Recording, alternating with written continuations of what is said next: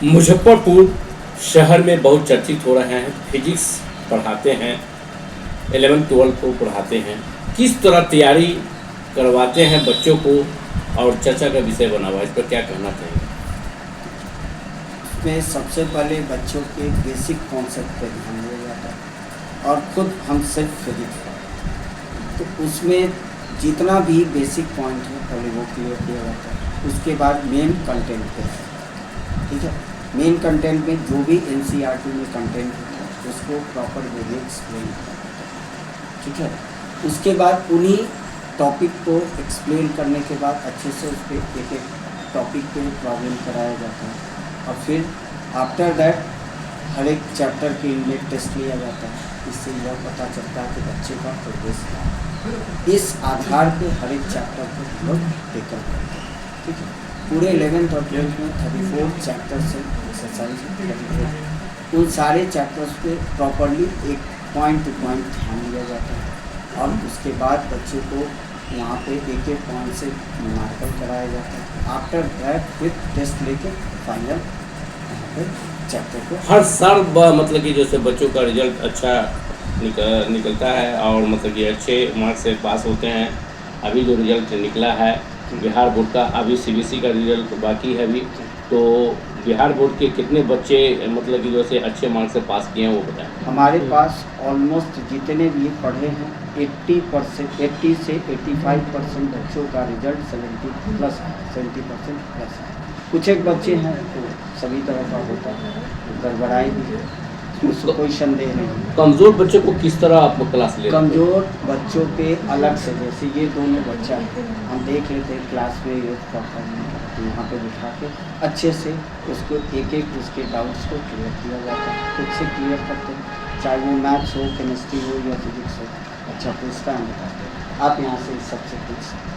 तो आपके पढ़ाए बच्चे बहुत से बच्चे मतलब इंजीनियरिंग कर रहे हैं और मतलब कि एक एग्जाम्पल भी आपको दिया इस साल मोहित कुमार जो यहीं पे लकी ढाई के पास रहते हैं, उनका जो अभी आया ऑल इंडिया रैंक 8850।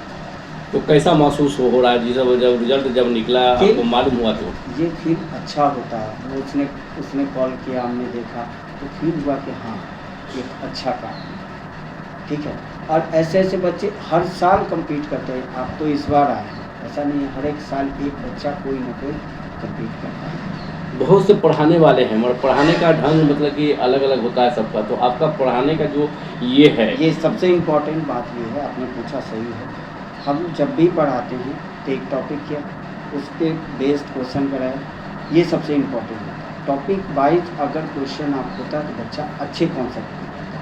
अब एक बार चैप्टर रीड करके फिर सवाल कराए तो बच्चा अच्छे कॉन्सेप्ट पे नहीं जाता। पढ़ाते तो सभी चीज़ एक ही, सभी लोग एनसीईआरटी ही पढ़ाते हैं, बट क्या होता है कि एनसीईआरटी आप पढ़ाएं, ज़रूर पढ़ें, बट उसके एक एक पॉइंट को आप एक्सप्लेन करें और पॉइंट वाइज क्वेश्चन करें, तब बच्चा अच्छे हो जाता है। तो अभी भी अभिभावकगण और छात्र छात्राएँ मतलब कि जो अभी 10th पास किए हैं 11th में अब जाएंगे, तो वैसे छात्र छात्राओं और अभिभावकगण से क्या अपील करना चाहेंगे? अपील यह करना चाहेंगे, बच्चे को शुरू से क्लास 8 से लेकर 10 तक एक अच्छे बेसिक कॉन्सेप्ट के हिसाब से पढ़ाएं। बच्चे पे ध्यान दें, अभिभावक को ध्यान देना है कि मेरा बच्चा प्रोग्रेस कर रहा है, रिजल्ट पे नहीं। रिजल्ट कोई मैटर नहीं करता, बच्चा ने कितना कॉन्फिडेंस डेवलप किया, बच्चा का बेसिक स्किल कितना डेवलप किया, ये बात अभिभावक को चेक करना निहायत आवश्यक है। अभिभावक करते क्या है, बच्चा मेरा 90% आया, अच्छा है, ये मैटर नहीं।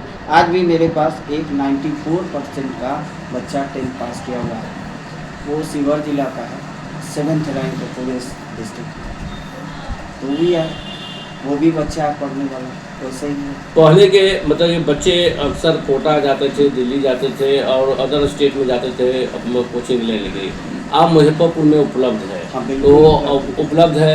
अब जो बड़े बड़े जो ब्रांडेड मतलब कोचिंग खुल गए हैं, हाँ। मगर देखा जा रहा है कि बच्चों का शिकायत आ रही है कि जिस तरह से हम लोकल टीचर से पढ़ते हैं उस तरह का नहीं पढ़ाई हो पाता है। इस पर क्या कहेंगे? बेसिक बात क्या है ना कि वो लोग फ्रेंचाइजी लिए, वहाँ से टीचर आते, नो डाउट, लेकिन एक्चुअल कोटा के जो टीचर वो यहाँ हैं, यही सबसे बेसिक।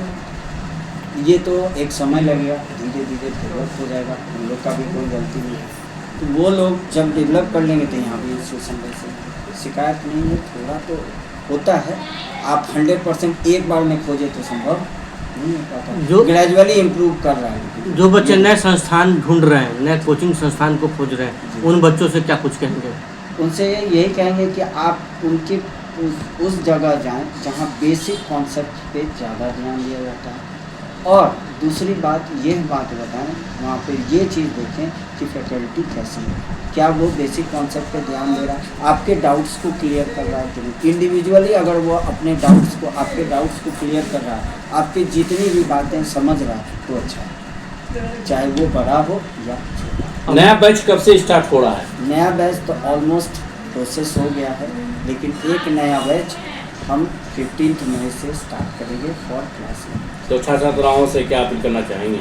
अपील यही करना चाहेंगे कि आप आएँ, 7 डेज आप पढ़े, देखिए डेमो कैसा है, बच्चे टीचर्स कैसे, तभी तो बात होगी। टाइमिंग क्या रहेगा? टाइमिंग सुबह का 10 बजे रहेगा। संस्थान का क्या नाम है? के शरद फिजिक्स क्लासेस। लोकेशन क्या कुछ है? लोकेशन नियर महाराजा पैलेस, कुर्बान। Mobile number? Mobile number 9102491118। क्या परिचय देंगे सर? मेरा जी। समझिए हम यहाँ पटना से बीटेक किए। आफ्टर दैट हम HCL में जॉब करते थे, दिल्ली के HCL इन्फिनिट में। आफ्टर दैट हमने जॉब किया यूनिनॉर में।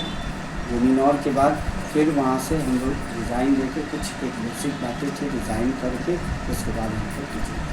क्या नाम करो? मेरा नाम कुमार सर है, एक्चुअल सर्टिफिकेट में कुमार सर।